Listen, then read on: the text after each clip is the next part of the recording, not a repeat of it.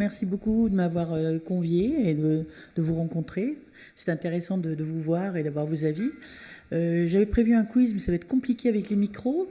Mais comme ça, si vous pouvez lever la main pour ceux qui pensent qu'aujourd'hui, ils ont un traitement biosimilaire. Alors, est-ce que vous pouvez la main ceux qui pensent ou ceux qui pensent, ceux qui sont sûrs. Hein. Est-ce que c'est les mêmes? Peut-être, oui. Alors, ceux qui sont sûrs d'avoir un traitement biosimilaire, il y a 6 doigts levés. Une dizaine de doigts levés. Ouais. Merci. Bon, alors, biosimilaire... La réponse vous convient? Pardon? La réponse me convient. Ça ne m'étonne pas plus que ça. D'accord. Je veux bien savoir lesquels c'est, mais...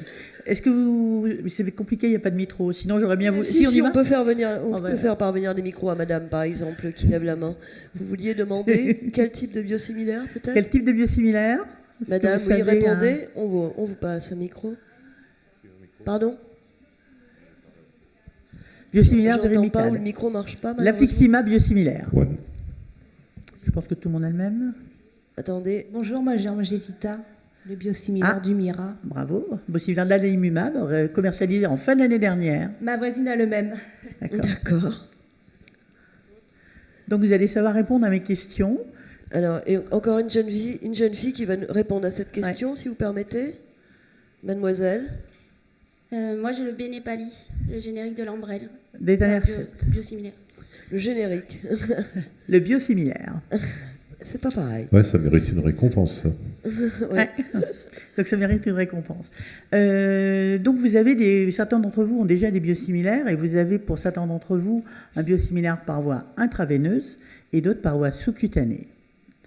Donc il y a peut-être une différence entre les deux. Aujourd'hui, les voies intraveineuses sont réservées à l'hôpital et les voies sous-cutanées sont disponibles en ville et administrées en ville et éventuellement auto-administrées par vous-même. Donc générique ou biosimilaire. Donc si on parle de biosimilaire, ça veut dire qu'on parle de biologique. Ce sont des médicaments qui sont biologiques, qui sont fabriqués à partir d'organismes vivants. Donc soit des plantes, soit des cellules de plantes, des cellules d'animaux, des levures, des micro-organismes, tout ce qu'on veut. Donc aujourd'hui, il y a beaucoup de médicaments qui sont des médicaments originaux qui sont fabriqués à partir du vivant, de certains dont la population les prend sans s'en rendre compte. C'est toutes les insulines, toutes les héparines, tous ces médicaments sont des médicaments originaires du vivant. On l'a un peu oublié. Et puis, on a toutes les hormones, donc les insulines, l'érythropoïétine, les enzymes, tous les médicaments dérivés du sang, bien sûr, puisqu'ils viennent de chez nous, tout ce qui est issu de l'homme, les vaccins. Biosimilaire, il est biologique et il est similaire. Pas identique. Il n'est pas identique. Donc s'il n'est pas identique, peut-être que ce n'est pas un générique, mais est-ce que vous pensez que les génériques sont identiques? Qui pense que les génériques sont identiques, lève la main. Oula. Personne. Ah ben, dis donc. Qui prend des génériques au quotidien? Ouf. D'accord. Beaucoup de gens prennent des génériques, mais une grande majorité estime que ce n'est pas identique. Alors, en termes Pardon. Enfin, il y a une réaction que j'ai envie d'entendre là, qui voulait répondre rapidement. Oui. Tout simplement parce qu'on nous les impose, sinon on paye le vrai médicament. Mais quand vous dites qu'ils ne sont pas identiques, c'est parce que les effets, vous estimez qu'ils sont différents de ceux que vous avez estimés. C'est ce que vous... Oui. Pourquoi ils sont différents, les effets, à votre avis? Alors, oui, pourquoi les effets sont différents, à votre avis? Un problème avec le lévothyrox que j'ai vécu. J'avais la protéine, on m'a mis la lévothyroxine et tout ça. On ne va pas parler de lévothyrox, si vous permettez, aujourd'hui. Le lévothyrox, ce n'était pas un générique. Ce n'est pas une discussion générique. Mais pour ceux qui prennent des génériques, des traitements, pourquoi vous estimez que les effets sont différents? Qui veut répondre à la question du docteur Gare? Ah, c'était pas vous. Alors est-ce qu'on a toujours... Oui, bonjour. Bonjour. Personnellement, je n'en prends pas. Le peu de fois que j'en ai pris, c'est parce que c'est l'enveloppe qui ne me convenait pas, étant donné qu'il y a de lactose dedans. Et je suis allergique au lactose. Deuxièmement, l'intérieur, le médicament lui-même, c'est le même. C'est l'enveloppe qui est complètement différente. Et parallèlement, il y a moins de suivi dans les génériques que dans les vrais médicaments.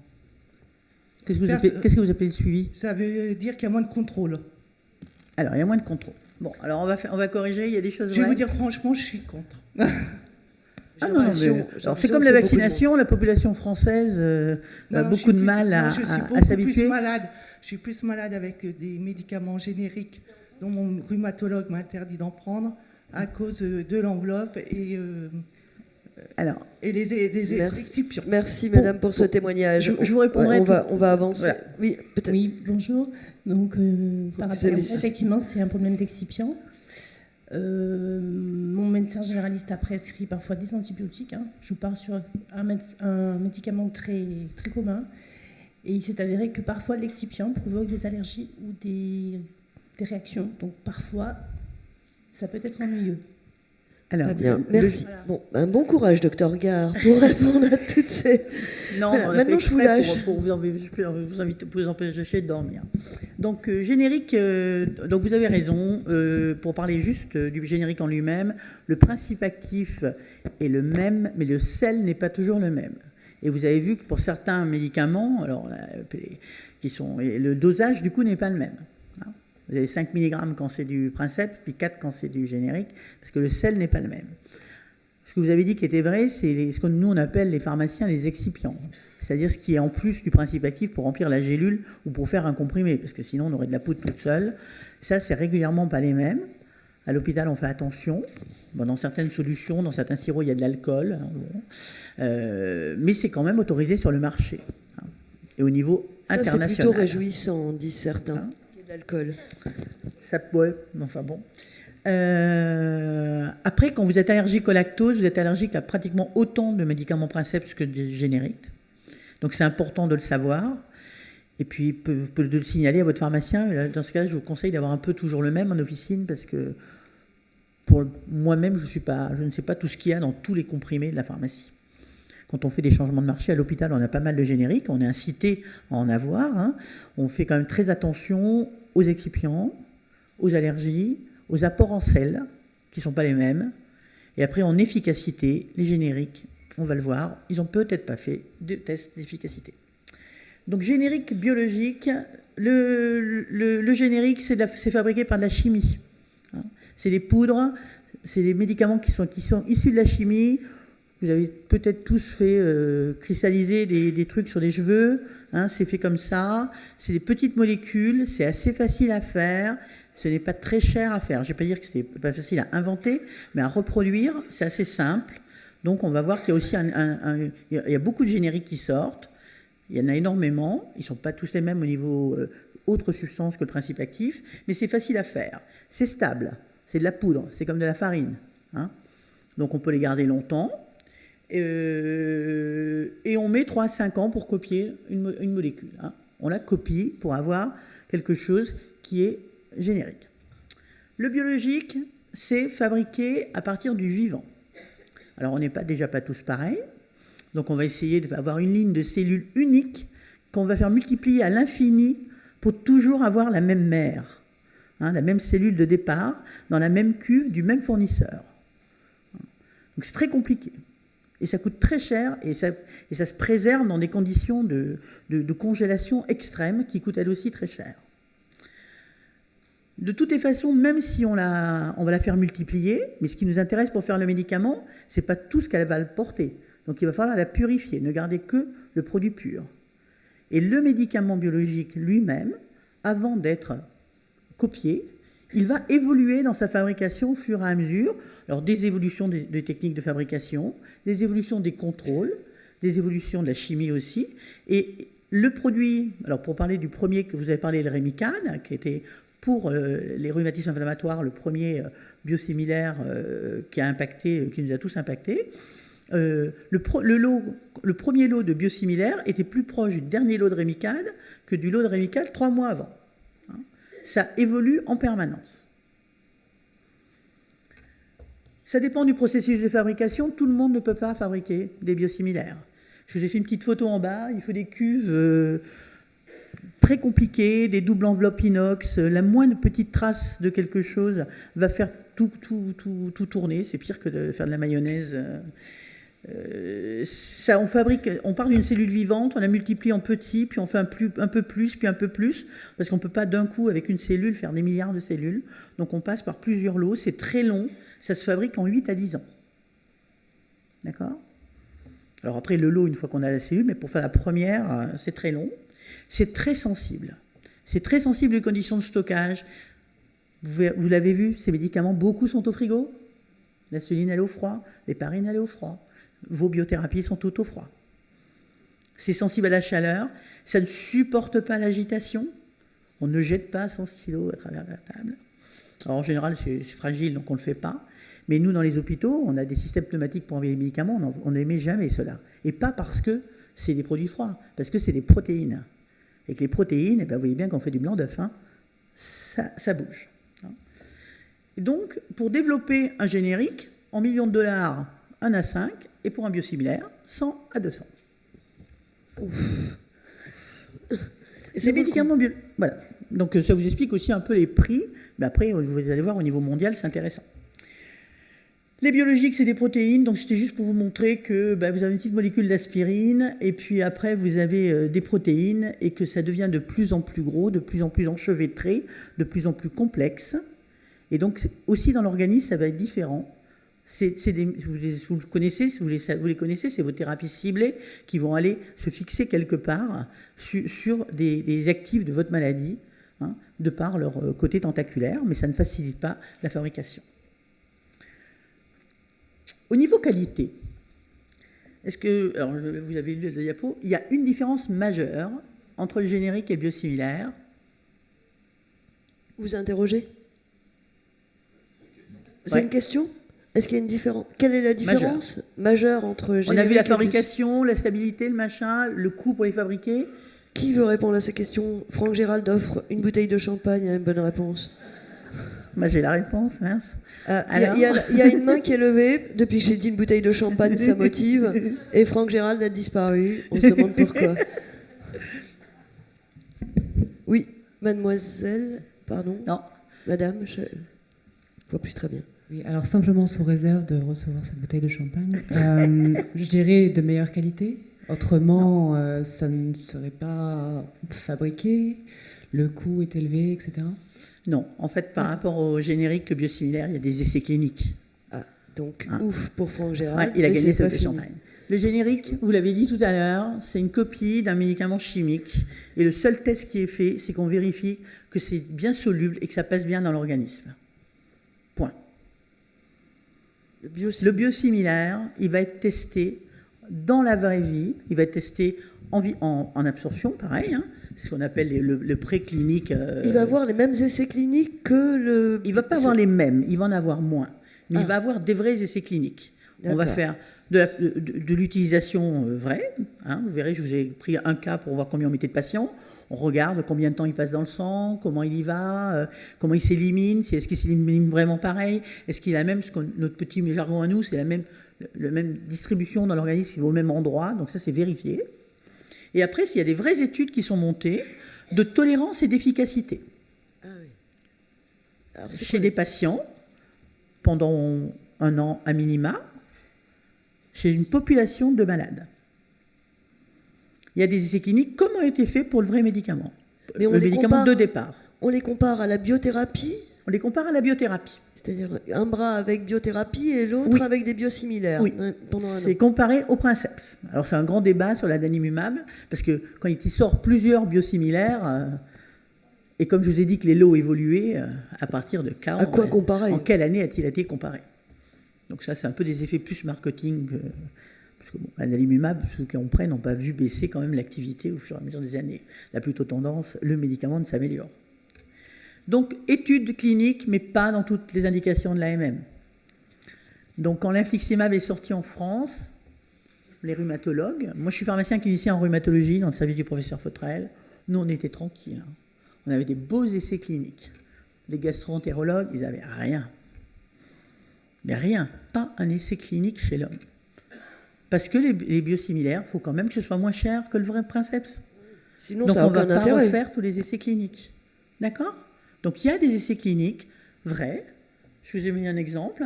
pour le Rémicade. Hein. C'est les études qui ont permis de sortir. Alors, le premier qui est sorti, le Rémicade, il est sorti sous 2 noms, Remsima et Inflectra. C'est exactement les 2 mêmes. Ils sortaient du même fabricant, dans le même pays, dans la même usine, parce que c'est compliqué à faire. Et il y en avait un qui était arrivé à les faire. Il s'appelle Celtrion, il est en Corée. Et donc lui, au début, il a fait pour tout le monde.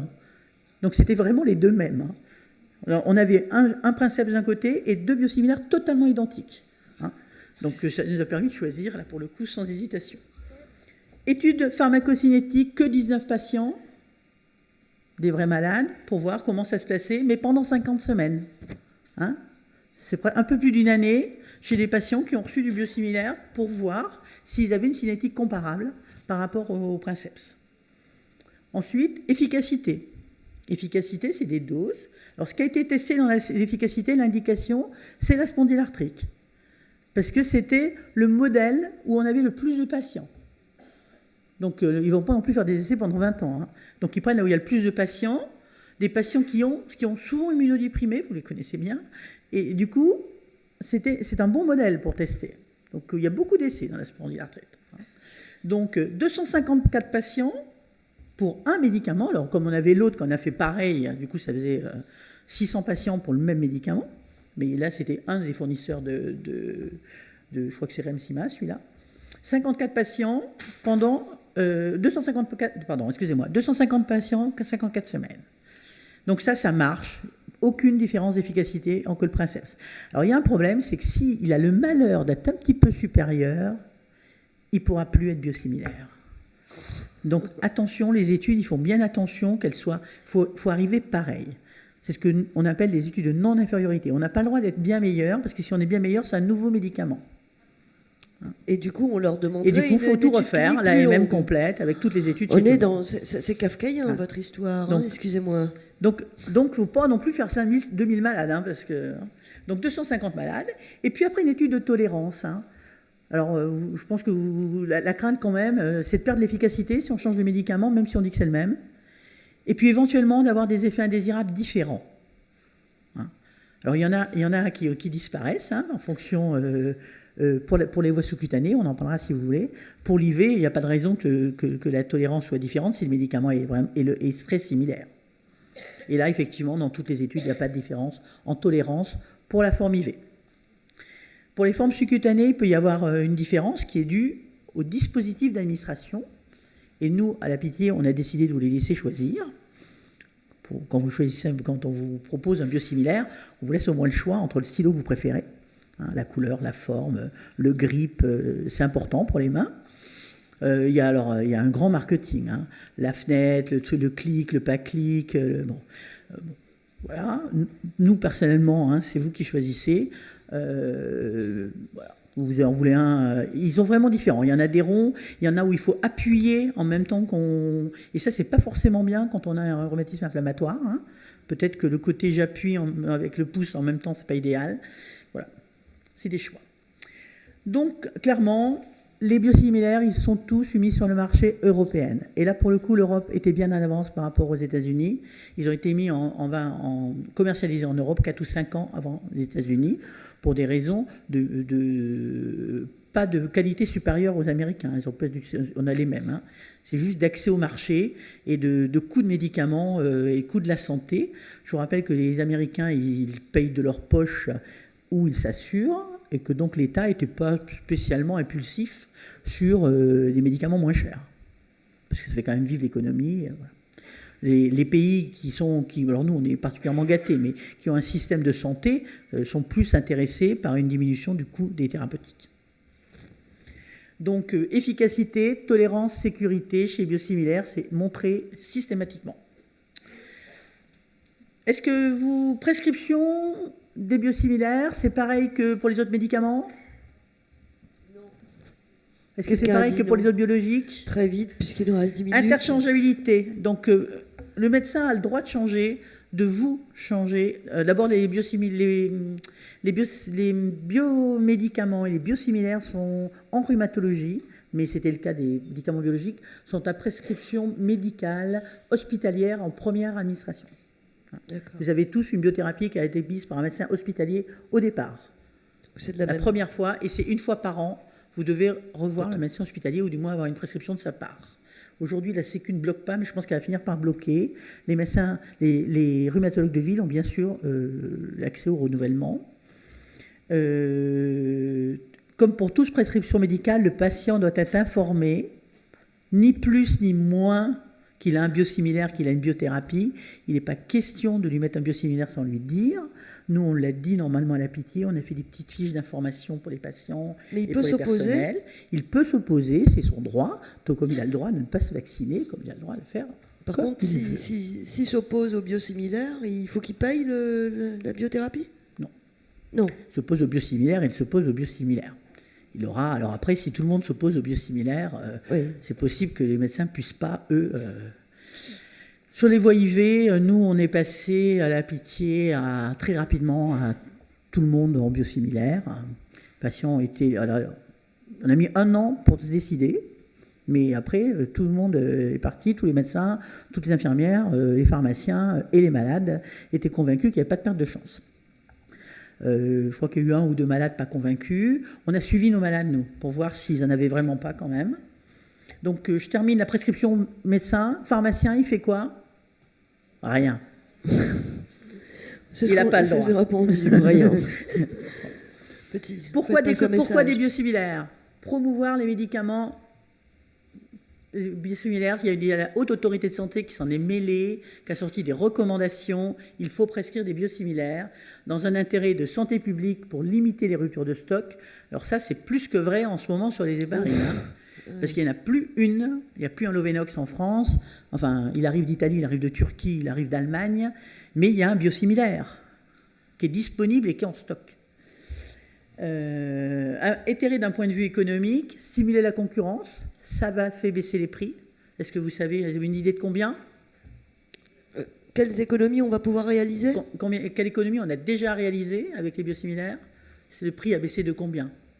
10%, 20%, 30%. 30, j'entends 30. 30% en ville, pour les sous-cutanés, à l'hôpital, 50, 60%. 60% de réduction des coûts. D'abord, le jour où le biosimilaire a été commercialisé, le médicament d'origine a baissé son prix de 20%. Et comme le biosimilaire est obligatoirement moins cher, on s'est retrouvé avec, dès d'emblée, 50% de moins cher. C'est quoi ? C'est des dizaines de millions d'euros ?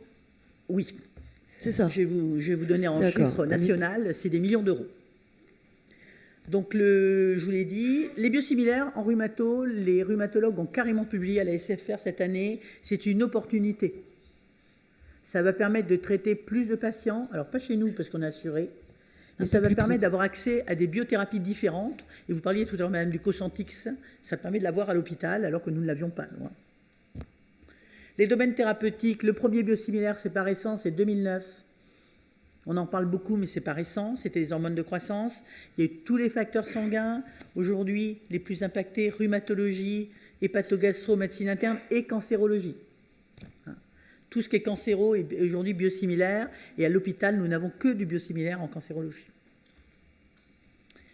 Nous, on a suivi nos patients, ceux qu'on a switchés, puisque ceux qu'on a changés, comme on les a tous changés, je n'étais pas très sûr quand même, les études de... Bon, alors ils avaient suivi 2 ans, on a pris les notes, on les a suivis tous les 6 mois. Donc il y en avait 89, vous avez vu, il y a plus de 60% de spondylarthrite. Ils ont évolué exactement pareil que... Alors, on n'a pas fait un bras avec, un bras sans, mais on a pris les patients avant et les patients après, taux de rechute équivalent, voire un peu moins sous biosimilaire, mais peut-être parce qu'on les surveillait plus et du coup ils étaient mieux adaptés en posologie, et aucune différence. Donc il n'y a pas de perte de chance pour les malades, et aujourd'hui c'est archi publié. Nous on était les premiers à Paris à changer, donc on était un peu frileux, même si on était très sûrs de nous. Qu'est-ce qu'on a fait ? On a fait des fiches d'information sur les patients, on les a données à certaines associations et à nos patients déjà en disant ça vous plaît, c'est bien, c'est pas bien. Il y a des trucs qui trouvaient qu'on disait trop de faux, trop de vrai, on a changé les phrases. Aujourd'hui, il y a plein d'outils partagés. Je vous ai mis, il y a une petite vidéo qui est faite par l'Europe, que je vous ai mise en référence à la fin, qu'il faut regarder. Elle est très bien faite, elle dure 4 minutes 30. J'ai failli vous la proposez à ma place. Elle dit l'essentiel et elle est faite justement pour le biosimilaire tel qu'il est fait aujourd'hui. Donc on l'a dit, nous on a l'infliximab, le Ritux, l'étanercept et récemment la dalimumab, Lumira, où il va y avoir 5 ou 6 biosimilaires de disponibles. Excusez-moi, on doit bientôt finir. Termine, donc ça c'est donc la voie sous-cutanée, la différence quand même, c'est que c'est administré en ville, c'est remboursé en ville, et voilà une idée du chiffre en France, sur le médicament, sur la somme remboursée en 2017, puisque je n'avais pas les chiffres 2018, en millions d'euros de ce que représente le Princeps, c'est ça. Donc si on baisse de 40% de 481 millions d'euros, on va pouvoir développer d'autres biothérapies pour faire avancer la recherche et financer autre chose. Nous, à l'hôpital, la différence d'argent, on la garde et on la réutilise pour avoir accès à d'autres biothérapies sur les maladies rares ou sur les produits sanguins. Donc, en conclusion, même substance pharmaceutique, même propriétés physico-chimiques et biologiques, même forme pharmaceutique, efficacité, tolérance, sécurité. Ce n'est pas un générique, c'est semblable. Il y a des schémas d'administration identiques, vous ne changez rien. Si c'était telle dose, vous la gardez. Est-ce qu'il faut les craindre? Non, il faut avoir confiance. La qualité est respectée. Il y a des essais qui sont faits. L'équivalence est clairement indiscutable. Et il y a quand même un effet financier qui est très important et qu'il faut quand même un petit peu. Chez nous, quand même, le choix, ce n'est pas le prix. Le choix, ça reste l'indication du traitement. C'est une opportunité, bien évidemment, par rapport à notre système de santé. Et aujourd'hui, les médecins sont incités à prescrire des biosimilaires. Il y a une incitation financière qui vient d'arriver. C'est une biothérapie, il faut suivre ses effets secondaires. Vous avez la main pour déclarer aujourd'hui les effets indésirables. Vous le faites vous-même. Il y a un accès direct pour tous les patients en France. Votre pharmacien d'officine peut le faire, l'hospitalier, l'infirmière, qui vous voulez, mais vous pouvez le faire et vous devez le faire. Et ça reste quand même, et c'est ce que vous m'avez demandé tout à l'heure, une décision médicale partagée. Ce n'est pas le médecin qui décide ou le pharmacien. Le pharmacien ne décide pas. C'est le médecin et vous. Vous êtes acteur de votre maladie, c'est à vous de voir. Et l'important, c'est de communiquer en relation sur. Bon, les quiz, je vous les laisserai. Eh bien, super. Parce que je pense qu'on ne va pas les faire. Ou ça sera peut-être le question-réponse qui était réservé. Alors, on va le lancer. Il y a combien de quiz? Alors, on y va. Un médicament biosimilaire est commercialisé. Expiration du brevet, avant la fin du brevet, quand on en a besoin, ou pour des raisons de coûts trop élevés. Alors, comme ça, je vous en écoute. 1, 2. Qui est pour la réponse 1? C'est bien. C'était la bonne. C'était la bonne. Bravo. Biosimilaire, alors là, je vous l'ai dit, la réponse. Pourcentage d'économie attendue. Vous me les avez dit. On va voir s'il se rappelle. On a dit... Ah oui. 30% en ville. 50%. 30% en ville, 50% à l'hôpital. Donc, regardez ce que ça donne par rapport aux dépenses en milliards de dollars. La dalimumab, c'est 11 milliards de dollars. Donc, ouais, et la dalimumab, il a baissé de plus de 30%. Lui, il sort là avec des coûts d'emblée à moins 50. Oui, c'est vrai qu'en France, pour l'instant, tous ceux qui relèvent d'un traitement le sont, mais ce n'est pas une réalité dans le monde. Traitements, alors, pour les sous-cutanés, c'est vraiment le début du passage au biosimilaire. Puis d'abord parce que la dalimumab a été commercialisée en fin d'année, que l'étanercept y était, mais que nous, par exemple, la politique dans l'hôpital, c'était de mettre les nouveaux patients et de ne pas changer les patients, sauf s'ils allaient très bien au niveau de leur maladie, ils étaient en rémission, mais ils avaient un effet secondaire cutané. Pour ceux qui ont eu de l'Ambrelle, l'Ambrelle a quand même un problème à l'administration et peut, c'est un nombre non négligeable de patients, entraîner une rougeur au point d'injection. Alors une rougeur au point d'injection une fois, 2 fois, 20 fois, vu le nombre de fois où on s'injecte, on finit par avoir la rougeole. Donc les médecins changeaient les traitements. Aujourd'hui, on peut garder un étanercept sans avoir le problème de point d'injection. Donc ça, je vous ai dit après. Médicaments biotechnologie, origine chimique, vivant, structure complexe, ADN. Qu'est-ce que vous dites? Ouais. Et que la 2? Tout le monde a compris que c'était la 2? Eh ouais, il y en avait 3. C'est compliqué. J'ai dit que c'était comme des jeux bravo, enchevêtrés. on voit que vous avez fait des QCM, vous, dans votre cas. Hein. Nous, on est simple, c'est une réponse. Je vous l'ai dit, pour comment on commercialise un médicament biosimilaire. Moi, je suis désolée, je vois Il pas faut bien. uniquement une étude de bioéquivalence. Je vérifie que ça se distribue pareil dans le sang. Il faut faire des études cliniques. On vérifie juste une photo de la structure, puis c'est bon. On fait des études dans toutes les indications de mise sur le marché. Je teste tout. Et je modifie le dispositif d'administration, c'est-à-dire que je passe d'un stylo à une seringue, d'un stylo un tel à un stylo autre. Qu'est-ce que je peux changer? Alors, on va passer le micro à quelqu'un qui se lance. La bouteille de champagne est toujours en jeu. J'ai montré. J'ai été plus vite comme vous étiez pressé. Qui veut répondre pour faire une petite synthèse? Qui dit vite? J'entends par là la 2 et la 4. C'est bon? C'est la 2 et la 5. La 4, c'était... on fait des études AMM dans toutes les indications. Je vous ai dit que non. Je vous ai même donné l'exemple de la gastro-entérologie qui n'avait pas été testée pour les biosimilaires. Donc ça, on l'a fait. Deux fois la même. Ah ben je recule. Oui, vous reculez. Donc, est-ce que alors c'était l'idée, hein, on ne teste pas toutes les indications, on n'en fait que quelques-unes et on extrapole aux autres. Et comment je décide que j'extrapole? Eh bien, j'extrapole dans tous les cas. Je fais de la monothérapie et j'ai fait un essai en bithérapie, j'extrapole quand même. Voilà, on va s'arrêter là. Merci. Okay, et on vous remercie infiniment.